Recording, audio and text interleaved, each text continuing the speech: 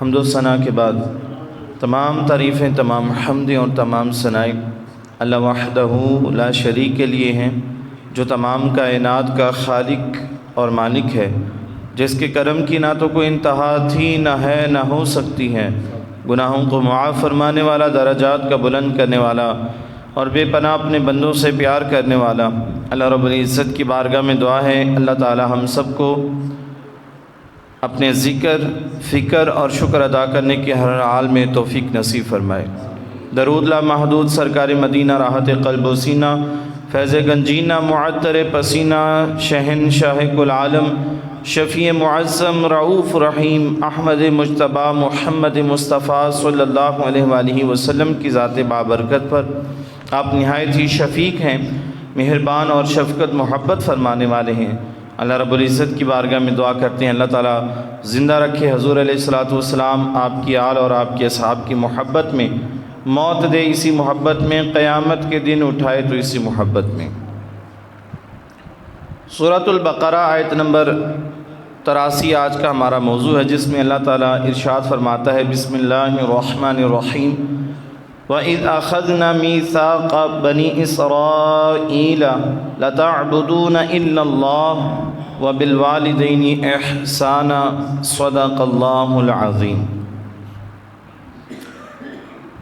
ترجمہ کنز العرفان میں اللہ تعالیٰ ارشاد فرماتا ہے، اور یاد کرو جب ہم نے بنی اسرائیل سے عہد لیا کہ اللہ کے سوا کسی کی عبادت نہ کرو اور ماں باپ کے ساتھ بھلائی کرو، یعنی کہ اچھا سلوک کرو۔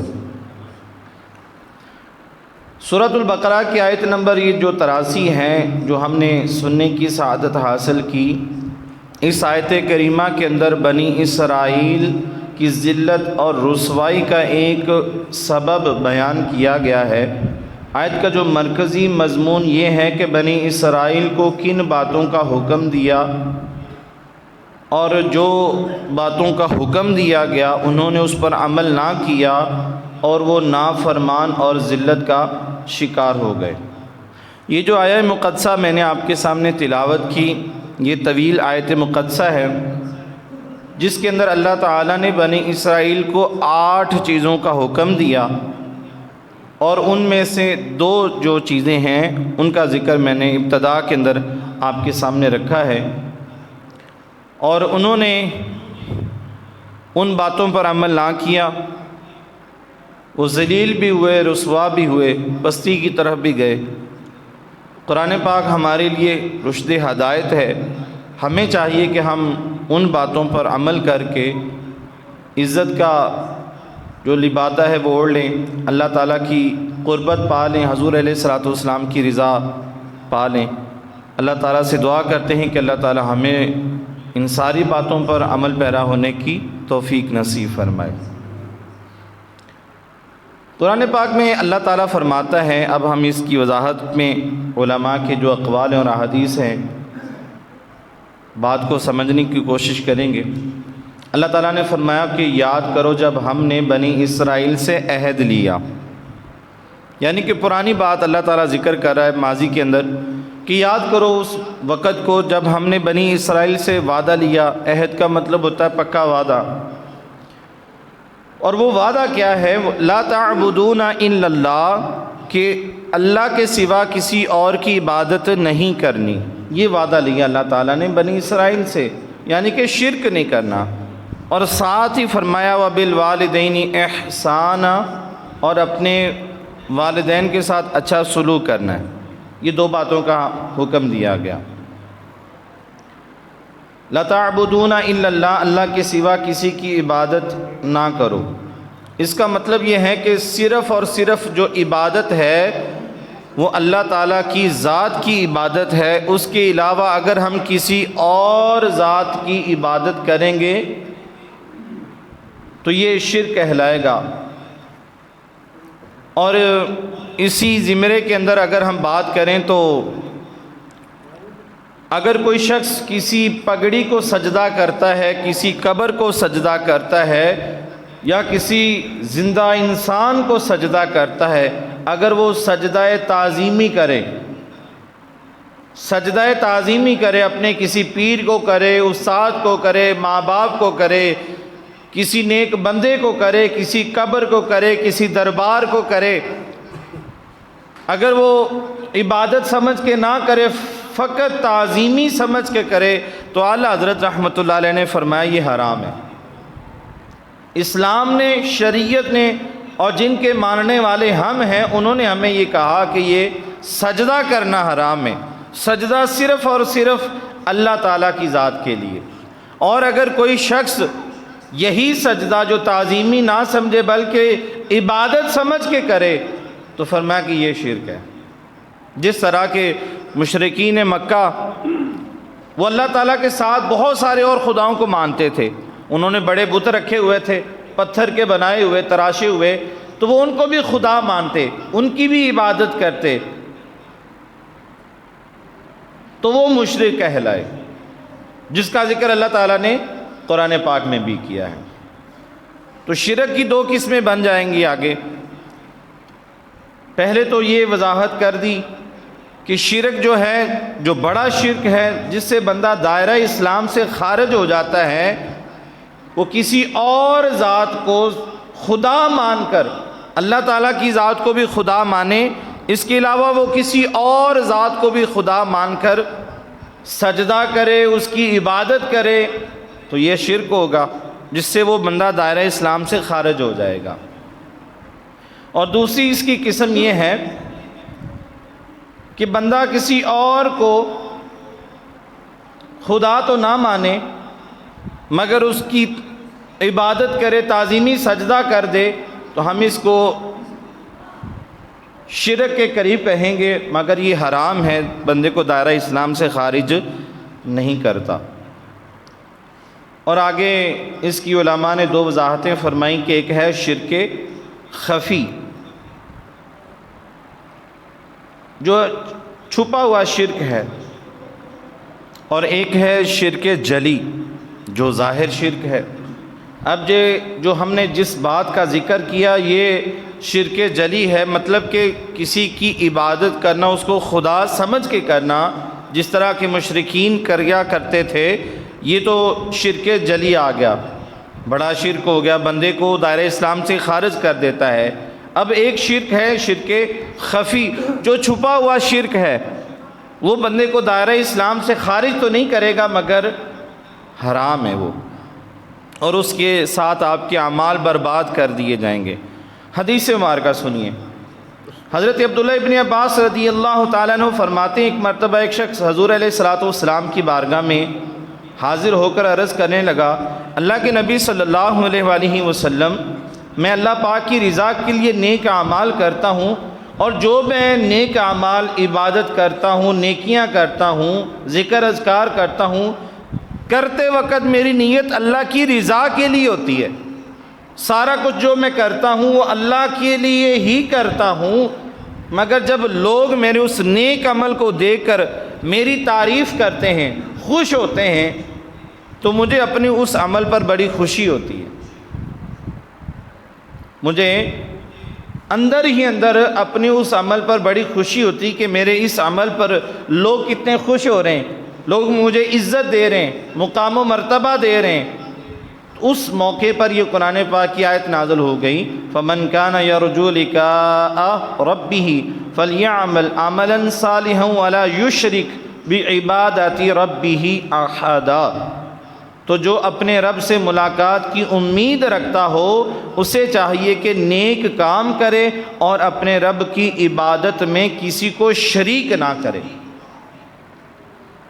یعنی کہ یہاں پہ اللہ تعالیٰ نے یہ تنبیہ کر دیا کہ یہ جو دل کے اندر خیال پیدا ہونا اور خوش ہونا ہے کہ لوگ میری عزت کرتے ہیں، میں جو اچھا عمل کرتا ہوں اور اس پر میں خوش ہوتا ہوں، تو یہ بھی شرک کی ایک قسم ہے۔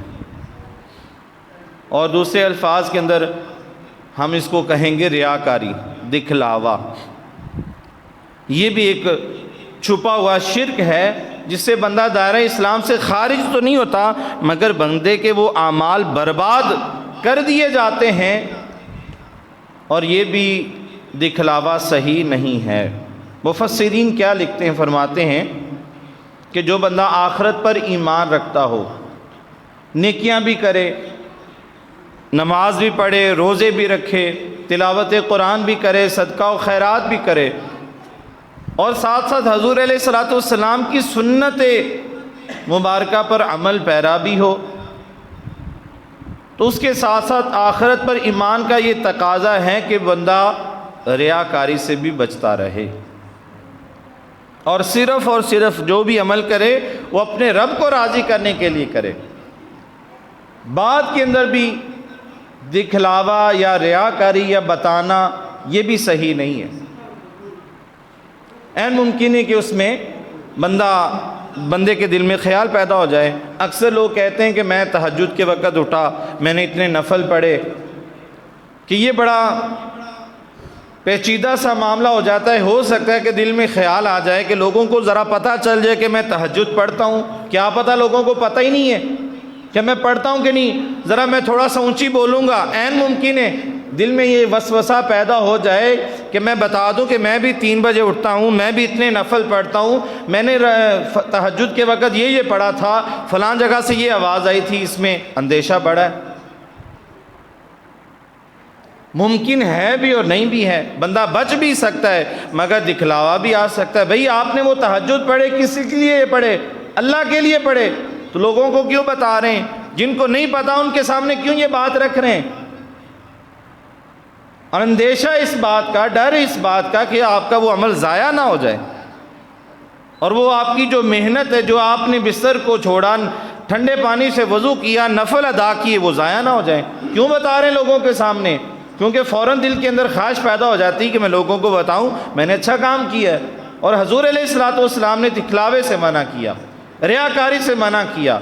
کسی کو پتہ نہیں چلنا چاہیے، جس کے لیے آپ نے نفل پڑھے، جس کے لیے آپ نے عبادت کی، جس کے لیے آپ نے صدقہ و خیرات کیا، وہ ذات تو دیکھ رہی ہے، اسے تو مخفی ہے ہی نہیں، چھپا ہے ہی نہیں کچھ، تو پھر آپ کیوں بتا رہے ہیں لوگوں کو؟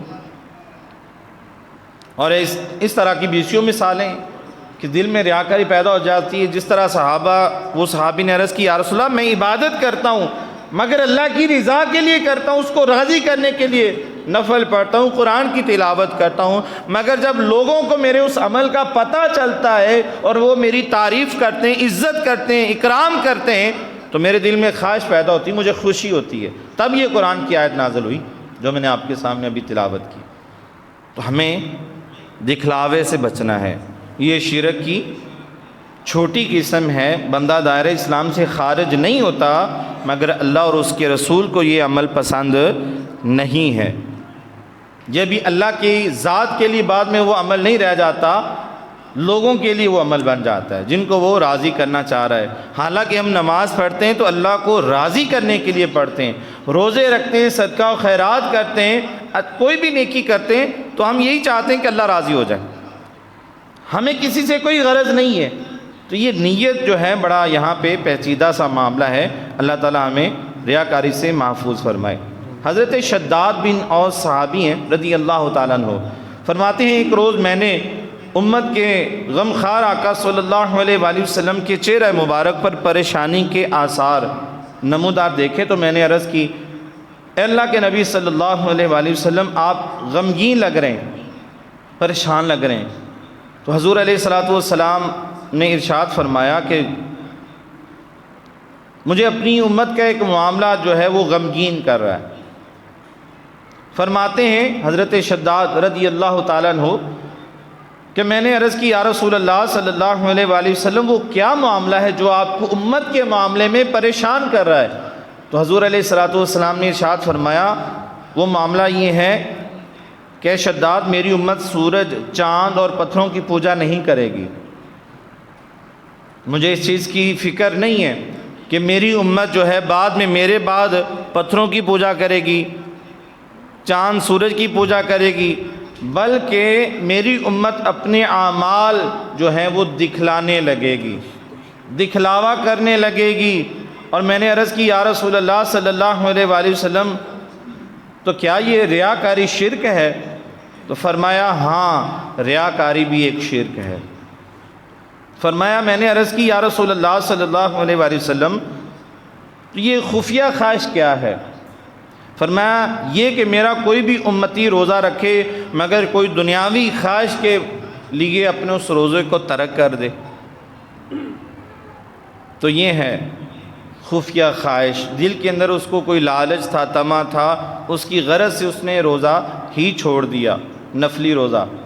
تو فرمایا کہ مجھے اپنی امت میں یہ دو چیزیں جو ہیں وہ پریشان کر رہی ہیں، ایک فرمایا شرک اور دوسری خفیہ خواہش، اس کے بارے میں پریشان ہوں اپنی امت کے معاملے میں۔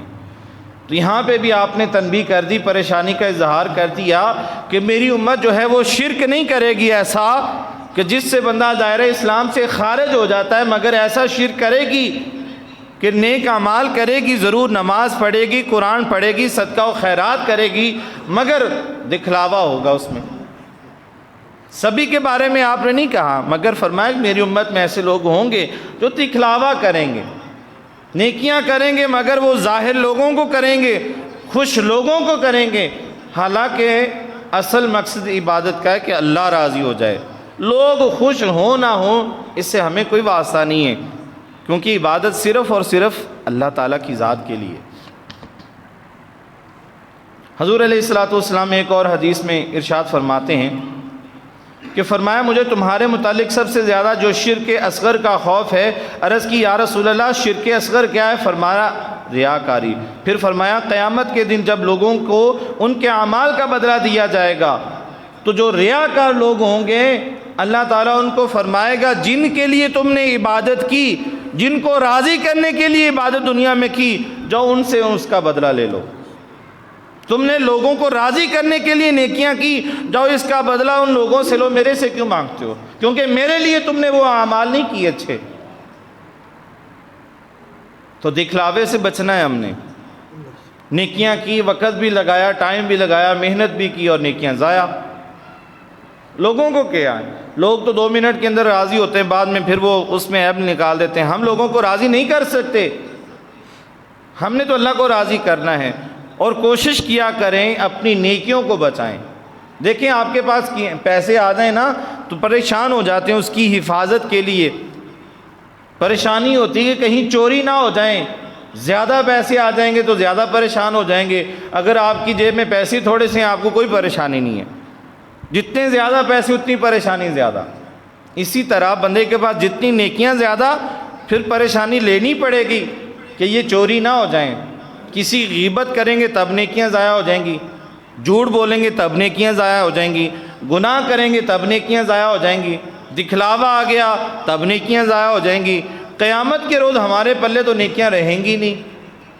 تو یہ حفاظت کرنی ہم نے اپنی نیکیوں کی، اور ہم نے اس گناہوں سے بچنا ہے۔ جب ہم نے نیکیاں کرنی ہیں تو کوشش کرنی ہے گناہ کم ہوں، ہماری نیکیاں زیادہ ہوں، آگے اللہ کی رحمت، اس کی رحمت پر امید بھی رکھنی، مگر نیکیاں زیادہ کرنے کی کوشش کرنی ہے تاکہ پرسنٹیج نیکیوں کی زیادہ ہو۔ جب اعمال تولے جائیں گناہ کم ہوں، نیکیاں زیادہ نکل آئیں، یہ کوشش کرنی ہم نے۔ دنیا میں بھی ہم کرتے ہیں نا تو آخرت میں بھی ہم نے آخرت کے لیے، قبر حشر کے لیے بھی یہ کوشش کرنی ہے۔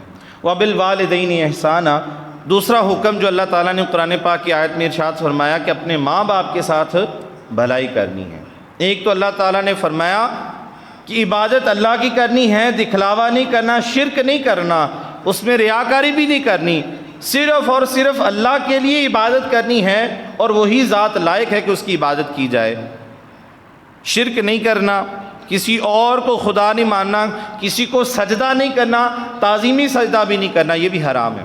کسی دربار کو، کسی پیر کو، کسی استاد کو، کسی ماں باپ کو، کسی کو سجدہ نہیں کرنا، ہر طرح کا سجدہ حرام ہے۔ اور اگر عبادت کر کے سجدہ کیا کسی کو تو یہ شرک، اور یہ بندے کو دائرہ اسلام سے خارج کر دے گا، بندے کے پلے ہی کچھ نہیں رہے گا۔ ایسا سجدہ نہیں کرنا بالکل، ٹھیک ہے۔ اور آگے اللہ تعالیٰ فرماتا ہے کہ والدین کے ساتھ اچھا سلوک کرنا ہے، ٹھیک ہے۔ وَقَضَىٰ رَبُّكَ، اب یہ دیکھیں کہ اللہ تعالیٰ نے کئی مقامات پر جب بھی ذکر کیا نا اپنی ذات کا، ساتھ والدین کا بھی ذکر کیا، تو ہم نے یہ بھی غور یہاں پہ کرنا ہے کہ یہ ربط کیا ہے، آپس کے اندر تعلق کیا ہے۔ کہ جب بھی اللہ تعالیٰ نے اپنی وحدانیت کا ذکر کیا، اپنی ذات کا ذکر کیا، اپنی عبادت کا ذکر کیا، تو ساتھ ہی فرمایا کہ میری عبادت کرنی اور والدین کے ساتھ اچھا سلوک کرنا ہے۔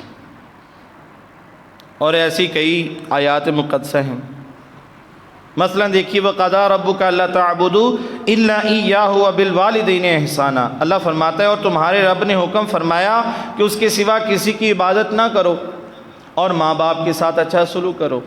پہلے جو میں نے آپ کے سامنے آیت مقدسہ پڑھی اس میں بھی یہی فرمایا۔ آگے اللہ تعالیٰ 21ویں پارے میں فرماتا ہے انشکر لی والی والدیک، کہ میرا اور اپنے والدین کا شکر بھی ادا کرو، میرا بھی شکر ادا کرو، میں نے تم پر بڑی احسانات کیے ہیں، تمہیں بڑی نعمتوں سے نوازا ہے۔ ساتھ اللہ فرما رہا ہے اپنے والدین کا بھی شکر ادا کرو، ان کے بھی تم پر بڑے احسانات ہیں، انہوں نے بھی بڑی بڑی نعمتوں سے تمہیں نوازا ہوا ہے، بغیر کسی لالچ اور بغیر کسی طمع کے۔ اللہ اکبر۔ اب مفتی احمد یار خان نعیمی رحمۃ اللہ علیہ بہت بڑے یہ عالم ہیں، مفتی صاحب ہیں اعلیٰ حضرت رحمۃ اللہ علیہ کے یہ شاگرد بھی ہیں، خلیفے بھی ہیں، تو آپ نے اس کی تھوڑی سی وضاحت فرمائی سمجھانے کے لیے۔ آپ نے ارشاد فرمایا کہ اس کی 2 وجوہات ہیں جو ان کی نظر میں آئی، یا انہوں نے آگے اپنے اساتذہ سے سنی یا محدثین سے یہ باتیں سنی۔ آپ نے فرمایا کہ اس کی 2 وجوہات ہیں، یہ جو باتیں آپس میں مل کر آتی ہیں نا، اللہ تعالیٰ جب بھی فرماتا ہے میرا شکر ادا کرو، ساتھ والدین کا شکر ادا کرو، میری عبادت کرو اور والدین کے ساتھ اچھا سلوک کرو، بار بار اس طرح کا ذکر آتا ہے، اس کی وجہ کیا ہے؟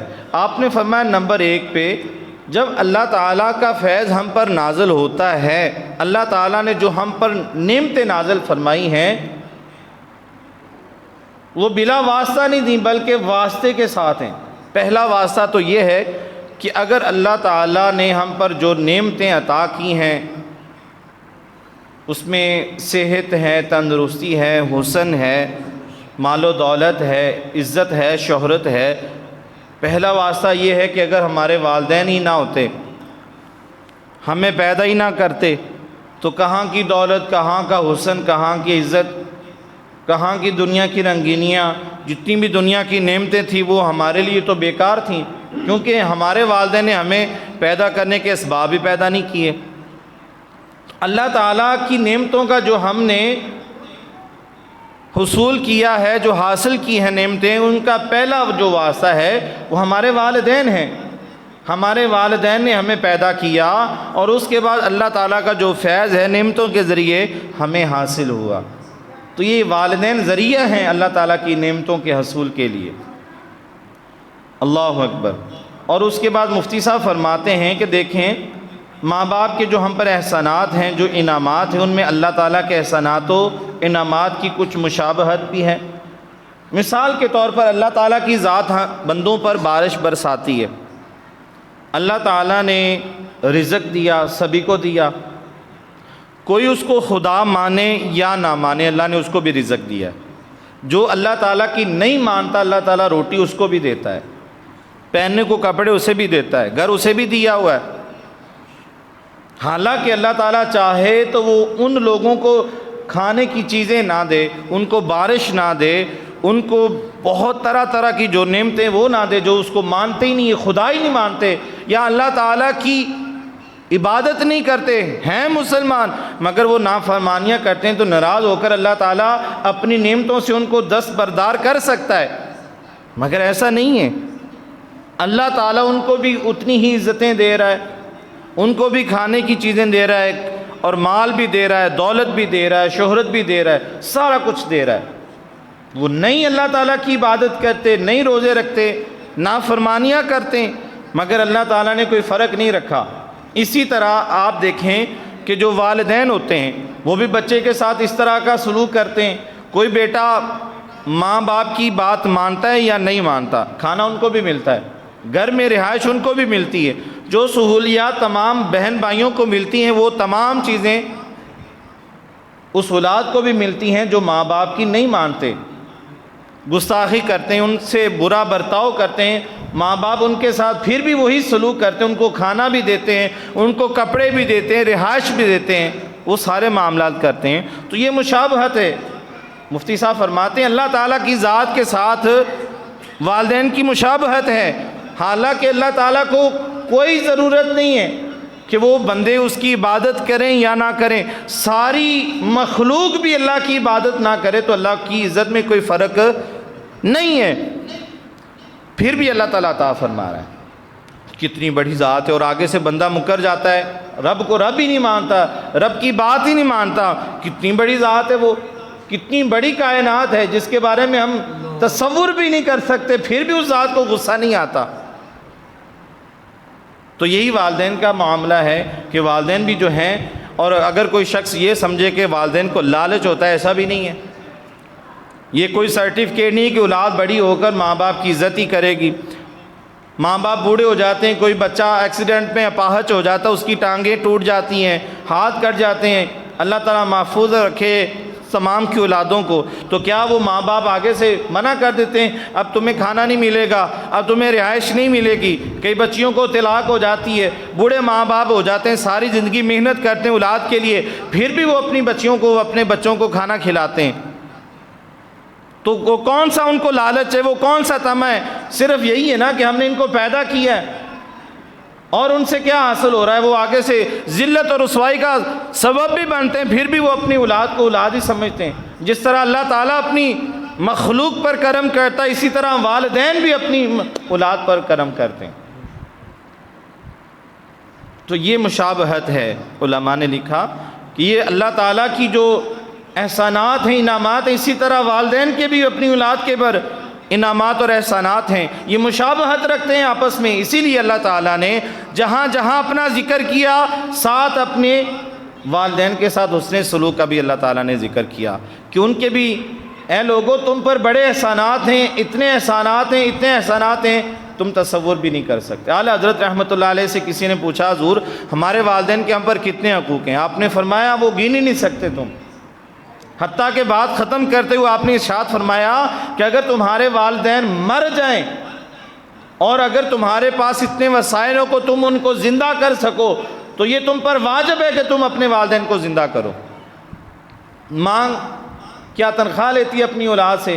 ان کو صبح کھانا کھلاتی ہے، بچوں کو اسکول کا تیار کرتی ہے، وہ اسکول چلے جاتے ہیں، سارا دن گھر کے کام، ان کے کپڑے دھونا، گھر کی صفائی، برتن صاف کرنا، بچے اسکول سے واپس آ جاتے ہیں، پھر ان کے لیے کھانا بناتی ہے، پھر گھر کے کام کرتی ہے، پھر رات کو بچے ان کے لیے کھانا بناتی ہے، پھر یہ سارا چلتا رہتا ہے۔ کوئی چھٹی نہیں ہے اتوار کی، کوئی عید کی چھٹی نہیں ہے۔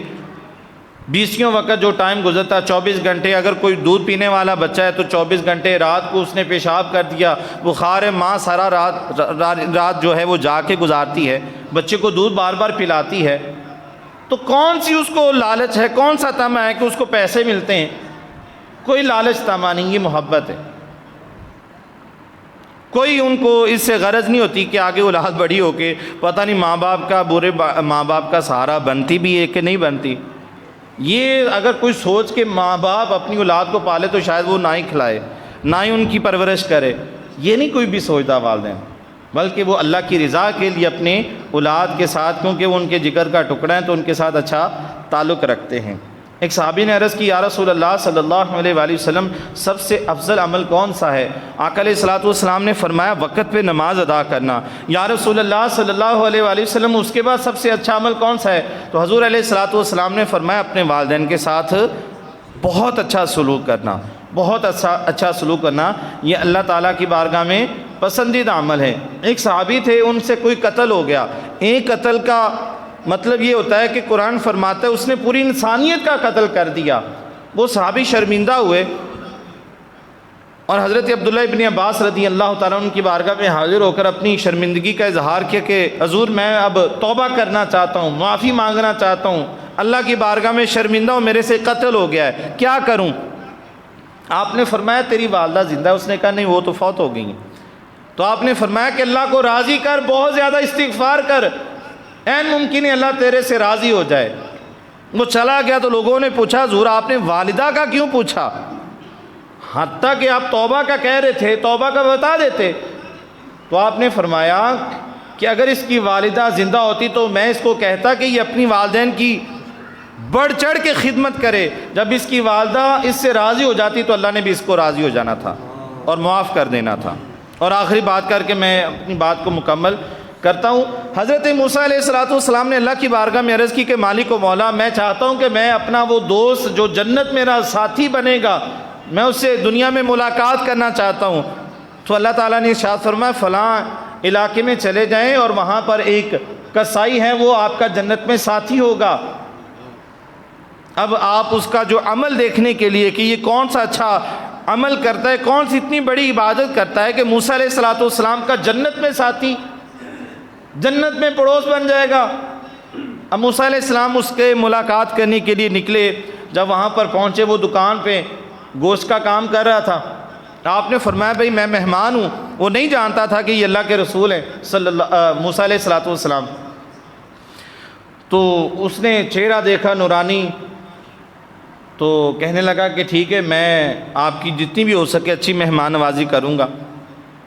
اس نے کچھ گوشت لیا۔ جب رات کو وہ اپنے گھر میں آیا تو موسیٰ علیہ السلام بھی ساتھ گھر میں آ گئے۔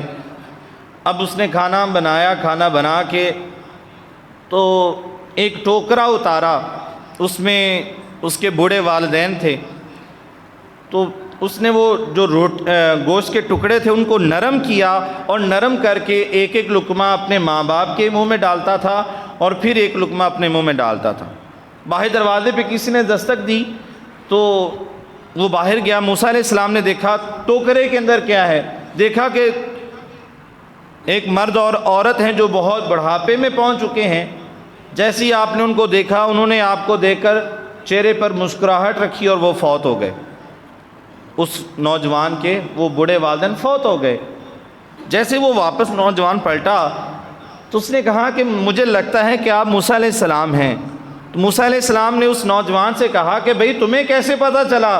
کہا کہ یہ میرے والدین بوڑھے ہیں اور یہ اکثر دعا کیا کرتے تھے کہ یا اللہ ہمیں موت اس وقت نہ دینا جب تک موسیٰ علیہ السلام کی زیارت نہ کر لیں، اور یہ ان کی جو ابھی روح قبض ہو چکی ہے، مجھے لگتا ہے کہ آپ ہی موسیٰ علیہ السلام ہیں۔ تو آپ مسکرائے، آپ نے فرمایا ہاں میں ہی موسیٰ علیہ السلام ہوں، اللہ نے ان کی دعا کو قبول فرما لیا۔ تو کہنے لگا کہ جب بھی میں ان کو کھانا کھلاتا تھا، میری والدہ اور والد صاحب میرے لیے یہ دعا کرتے تھے، اے میرے بیٹے جس طرح تو ہماری خدمت کرتا ہے، اللہ تعالیٰ جنت میں موسیٰ علیہ السلام کا تجھے ساتھی بنا دے۔ تو موسیٰ علیہ السلام نے فرمایا تجھے مبارک ہو کہ اللہ تعالیٰ نے ان کی دعا بھی قبول کر لی ہے، جنت میں تو میرا ساتھی ہوگا۔ تو یہ والدین کے ساتھ جتنی ڈٹ کے آپ ان کی خدمت کریں گے، جتنی بھی کر لیں، حق نہیں ادا کر سکتے، حق نہیں ادا کر سکتے، مگر آپ جتنی بھی خدمت کر لیں اتنی کم ہے۔ مگر اس میں ہے کہ اگر کریں گے تو وہ آپ کی جنت ہے، نہیں کریں گے تو وہ آپ کی جہنم ہے۔ تو جن کے والدین حیات ہیں وہ قدر کریں اپنے والدین کی، جن کے والدین فوت ہو گئے یا دونوں میں سے کوئی ایک، تو ان کے لیے بخشش کی دعا کرتے رہنا بھی آپ کے اوپر فرض ہے، فرض عین ہے۔ جس طرح نماز فرض ہے، اس طرح ماں باپ کے لیے بخشش کی دعا کرنا بھی فرض ہے۔ ان کے لیے بخشش کی دعا کیا کریں، قبرستان جایا کریں، وہاں پر ان کے لیے دعا کیا کریں۔ نماز کے بعد جب بھی یاسین پڑھیں، قرآن پاک پڑھیں، درود پاک پڑھیں، دل میں فوراً کہا کریں کہ یا اللہ جو کچھ پڑھا میں اپنے والدین کو احسال کرتا ہوں، اللہ ان کے درجات کو بلند کر۔ اللہ تعالیٰ آپ کے بھی مرنے کے بعد آپ کے لیے بہتر اسباب پیدا فرمائے گا۔ دعا ہے کہ اللہ تعالیٰ عمل کی توفیق عطا فرمائے۔